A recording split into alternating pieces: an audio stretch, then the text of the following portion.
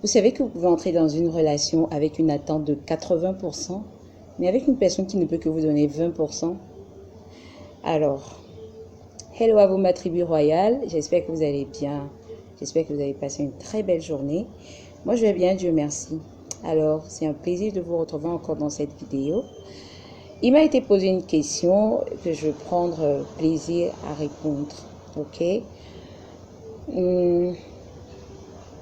Vous vous rappelez que j'ai dit dans la vidéo précédente qu'il n'est pas bon d'entrer dans une relation de vase vide en espérant que l'autre le remplisse, n'est-ce pas? Alors, je vais faire cette illustration aujourd'hui si vous me permettez, ok? Donc, comme je dis, parfois on entre dans une relation avec une attente de 80, pourtant quelqu'un ne peut que nous donner 20, ok?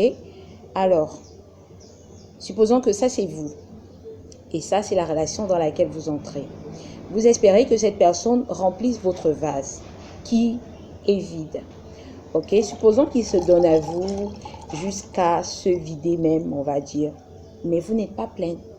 Vous n'êtes pas, vous avez toujours ce sentiment d'insatisfaction.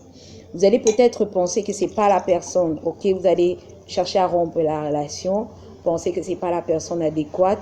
Pensez qu'elle ne vous donne pas assez d'amour tel que vous le désirez. Pensez que vous allez trouver peut-être quelqu'un qui a une plus grande contenance qui pourra remplir votre vase. Alors, très souvent, ça c'est les erreurs que nous faisons en entrant dans la relation. Ok? Alors, je vais parler de mon expérience. Très souvent, ce qui se passe, c'est que nous ne connaissons pas quelle est notre contenance.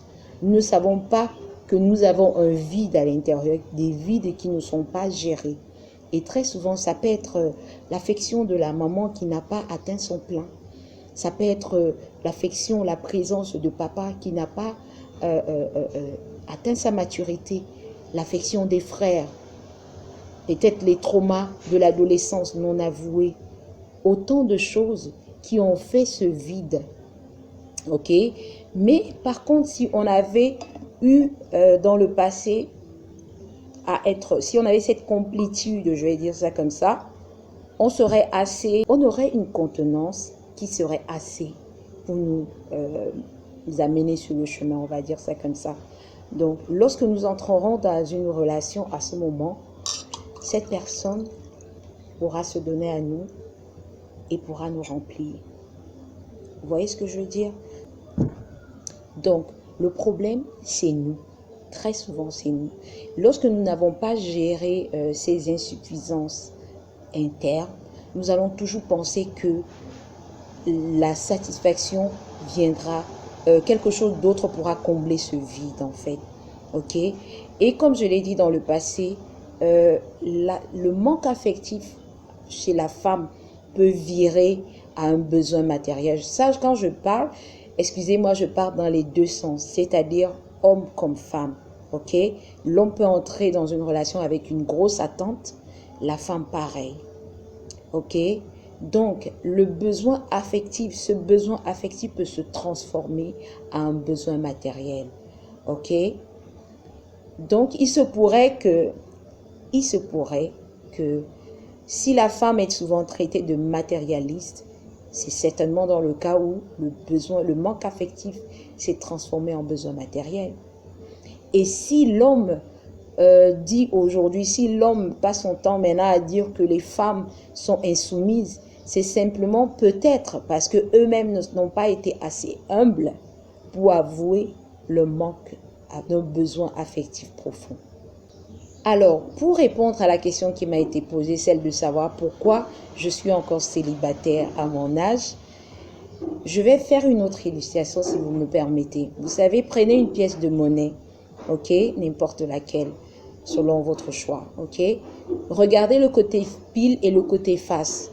Les deux côtés ont des effigies différentes, mais la pièce garde sa même valeur. C'est pas parce que le côté pile et le côté face ont des effigies différentes que la pièce n'a pas sa valeur. C'est-à-dire, c'est la même pièce, n'est-ce pas? C'est la même valeur, n'est-ce pas? Ok. Et vous avez souvent entendu parler de heaven on earth. C'est-à-dire qu'il y a des réalités célestes et il y a des réalités célestes et des réalités terrestres. Ok? En fait, j'ai envie de dire par là que nous avons ces deux réalités en nous, j'ai envie de dire.